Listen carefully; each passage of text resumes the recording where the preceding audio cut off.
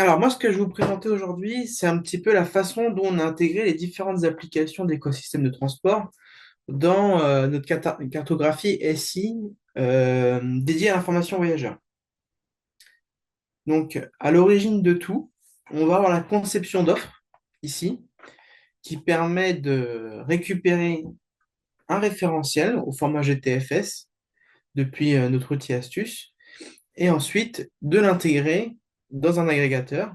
Donc en l'occurrence ici, c'est Chouette pour ensuite pouvoir utiliser cette donnée un petit peu partout. Euh, à côté de ça, on peut avoir besoin d'avoir des enrichissements tels que des informations qui ne sont pas présentes dans le GTFS lorsqu'il sort d'astuce, typiquement les adresses, des codes complémentaires. Enfin, je pourrais en parler pendant des heures, mais j'ai un cas un peu plus spécifique sur la slide suivante. Une fois qu'on a tout agrégé dans cet outil, on peut alimenter différents réutilisateurs.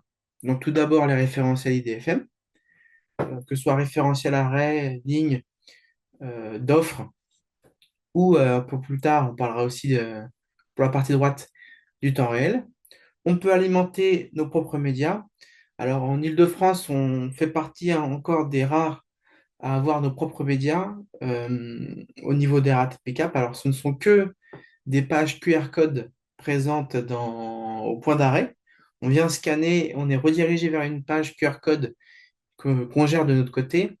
Sinon, la plupart du temps, les autres opérateurs sont obligés de passer par les médias disponibles par Île-de-France Mobilité. Exception faite pour RATP Maison Mère et pour Transilien. Enfin, on a aussi une réutilisation interne de nos données dans un data lake, dans d'autres applications qui nécessitent de pouvoir restituer de l'information voyageur, tels que les logiciels d'antifraude. Donc ça, c'était la partie théorique. Passons à la partie temps réel. Donc pareil, on va avoir des enrichissements divers. Typiquement, lorsqu'on a une géolocalisation qui n'est pas forcément de très bonne qualité dans les véhicules, on pourra apporter via API des enrichissements plus fréquents. Donc plutôt que d'avoir un refresh à toutes les 20 secondes de la position, on pourrait passer à 5 secondes via des petits boîtiers qu'on aurait installés dans les véhicules. On aura bien sûr le SAEIV qui lui vient alimenter en horaire de prochain passage, la position si on peut l'exploiter directement, et, euh, et puis bah, l'information d'exploitation telle que les décalages horaires, suppression de dessert, suppression de course. À côté de ça, on a aussi mis en place un outil de saisie d'informations perturbées qui vient compléter les données présentes côté SAEIV. Donc, lorsqu'on a une perturbation avec une suppression, on pourra venir compléter via cet outil avec un message qui sera diffusé au niveau des référentiels Île-de-France Mobilité et sur les médias.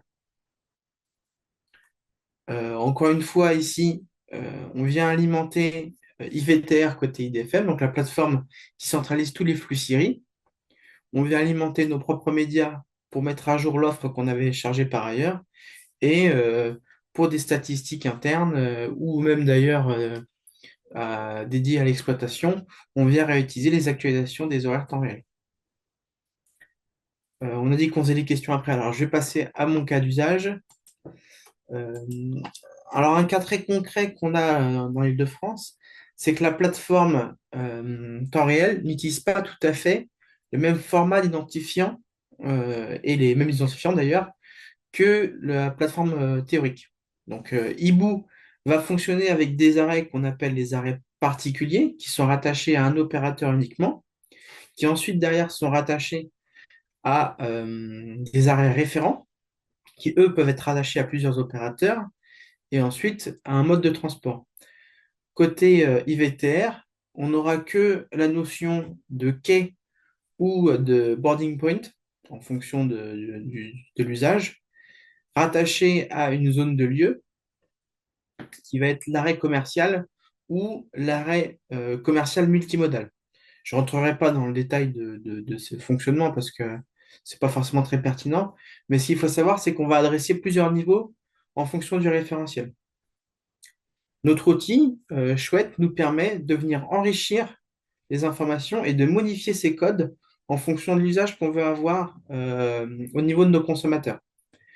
Donc, transformer un quai particulier en quai de référence via l'association qu'on fait depuis ICAR, donc ICAR étant le référentiel des arrêts d'Île-de-France Mobilité, on vient récupérer l'ensemble de la hiérarchie, on la synchronise chez nous et on peut redispatcher dès lors qu'on le spécifie dans nos configurations à tous les consommateurs celui qui va intéresser, enfin, pardon, l'identifiant qui va l'intéresser par rapport à lui, ce qu'il a besoin de consommer comme données, y compris par rapport aux exports que je n'ai pas fait figurer ici, puisque c'était plutôt pour la partie IDFM, mais on peut venir exporter plusieurs types de données et plusieurs types d'identifiants pour chaque réutilisateur. Typiquement, bon, un deuxième cas que je n'ai pas fait figurer ici, Île-de-France Mobilité a mis en place une instance de Swiftly qui est disponible pour nous sur nos réseaux historiques. Et en fait, elle nous permet de pouvoir faire des rapprochements entre ce qu'on a en offre théorique et ce qu'on a en offre temps réel. De leur côté, ils ont instancié nos données au format GTFS, qui était plus simple parce qu'ils ont toujours traité du GTFS, et ils viennent d'interroger notre serveur Siri, notre concentrateur, pour récupérer ces données et vérifier qu'est-ce que ça donne côté exploitation. Et donc, ça nous permet de pouvoir améliorer notamment les temps de parcours sur certaines lignes où ils peuvent être très dégradés. On peut prendre l'exemple de Saclay, où en fin de compte, il y a quelques véhicules qui passent par des axes très, très bouchés. Ça permet de pouvoir un peu mieux estimer les temps de parcours, d'autant que ça peut très vite évoluer en fonction de la météo. Pour moi, j'ai terminé. Je pense que j'étais très rapide, mais n'hésitez pas, si vous avez des questions à la fin, je pourrais vous répondre. Ou même sur le chat en parallèle.